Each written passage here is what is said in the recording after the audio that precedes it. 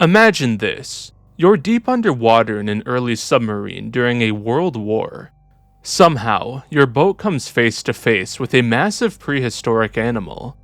This story sounds unlikely, even for a giant cryptid tale. But there are actually 4 different encounters between German U-boats and monstrous cryptids in the water. The first and most famous encounter occurred when the U-28 sank a ship called the Iberian in 1915. According to Captain Georg von Forstner, the crew was watching the ship sink for about 25 seconds when a secondary explosion occurred underwater. The captain believed a boiler or something on the ship had exploded, causing another blast. Whatever the case, the explosion launched something else into the air. The captain described it as a massive crocodile-like creature. The animal had 4 webbed limbs and a long tail that ended in a point. He estimated its total size at 60 feet or 18 meters. The blast shot it up almost 100 feet or 30 meters into the air before sinking back down into the ocean. 6 other members of the crew witnessed the sight. Captain Forstner estimates the whole sighting only lasted about 15 seconds. Due to the description of the animal, it's been theorized to be a surviving Thalattosuchia or mosasaur. Although Bernard Heuvelmans was somewhat accepting of the sighting, he did point out an interesting math problem related to it. Forstner estimated that the ship was about 3,000 feet or 900 meters below the surface when it exploded. But since the ship had only been sinking for a short while, it would have had to sink at an unreasonably fast speed to get that deep. Additionally, the explosion almost instantly sending the animal and parts of the ship into the air is also suspect. It would have taken a very big explosion to push something up that far that quickly. Heuvelmans suggests that perhaps the animal was already near the surface and was pushed by an air bubble from the explosion. Unlike Heuvelmans, Darren Naish is a noted critic of the U-28 monster. One of his biggest points against it is that the story didn't come out until 1933. That's the year when Loch Ness Monster fever really started, and the captain actually co-wrote a book about Nessie. I do recall some people wanting to wait until cryptid stories were more accepted to come forward, like the story of the McRae film, so that could be an explanation for why he waited so long. But more importantly, none of the other men ever mentioned the story. Von Forstner claims that all of them died during the course of the war, besides one other man. Kind of seems convenient, but the U-28 did sink after Forstner had transferred, so that part of the story checks out.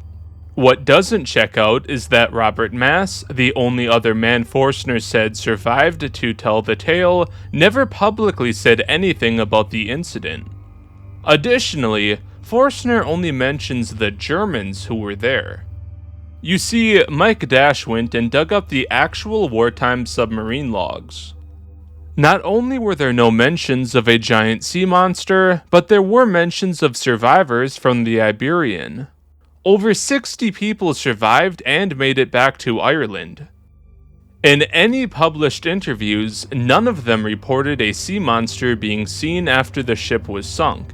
They didn't even report a secondary underwater explosion like von Forstner described. It was argued that perhaps their accounts weren't published because it would be seen as poor taste to talk about sea monsters during a war. But some of the survivors were Americans, who at the time weren't in the war yet.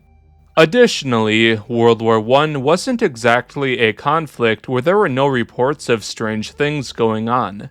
There were articles about ghostly visions and mysterious spectral soldiers on the battlefield. It's highly suspicious that nobody else would ever mention this sighting.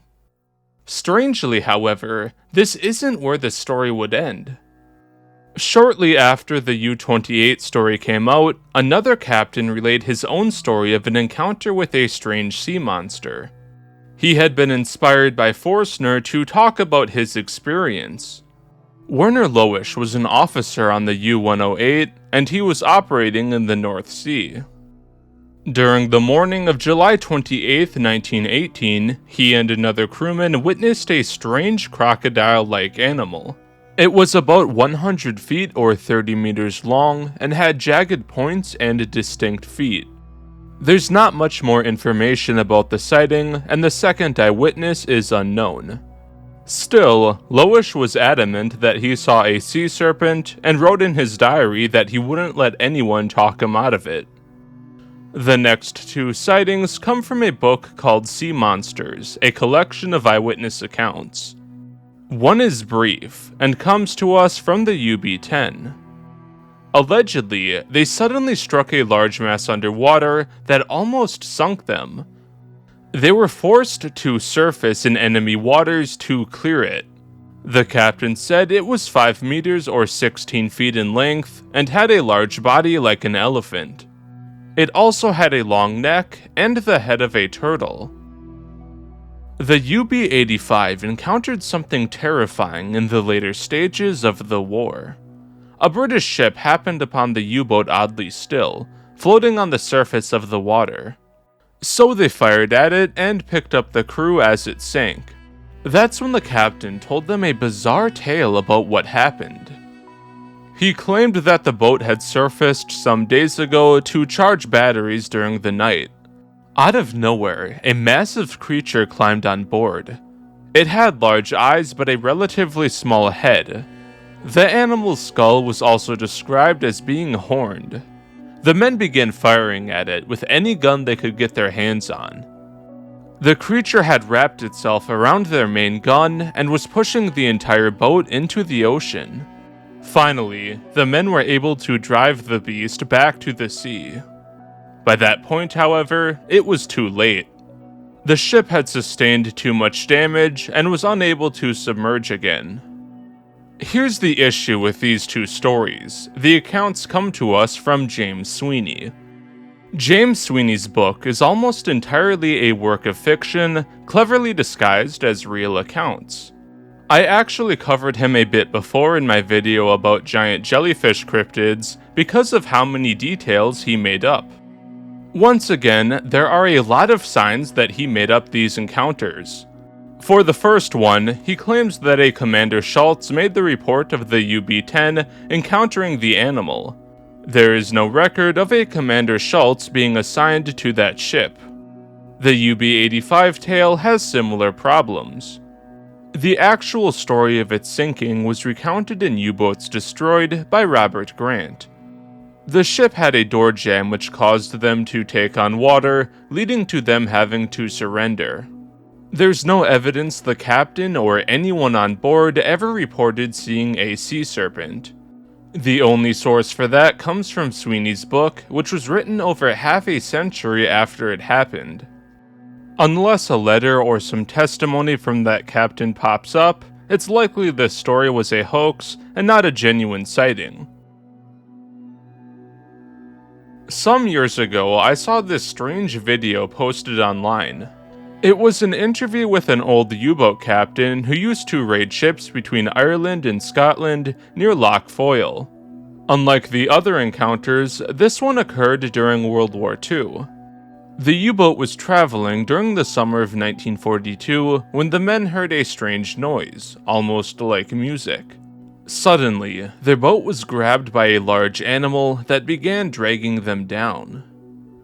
The captain ordered his crew to push the engines to full power in order to shake the monster off, but they were unable to. He tried looking through the periscope, but was unable to see the animal. In desperation, the captain turned to the one option he had left: torpedoes. He knew that if the animal was blocking the tubes, it would blow up the ship, but he had no other option, so he gave the order to fire. As soon as they did, he felt the animal leave.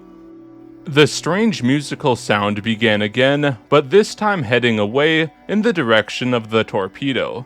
The ship ascended and broke the water's surface. That's when one of the crewmen spotted something bizarre in the water. It was the torpedo, with a bite mark around the outer edges. Unfortunately, the torpedo couldn't be examined later, as the captain had to reuse it during the war. If this story sounds incredible to you, that's because it is. You see, the captain was actually German actor Peter Jankowski.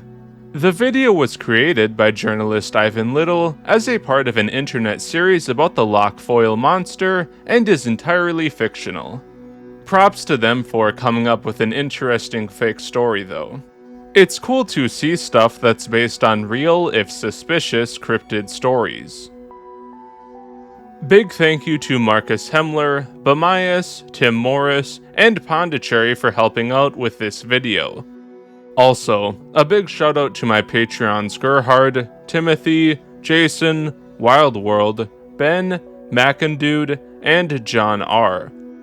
If you'd like to support me on Patreon, check the description for a link. It's really appreciated, and you get input into future videos. That's all for this video. Keep an eye out for sea serpents, and I'll see you in the next one.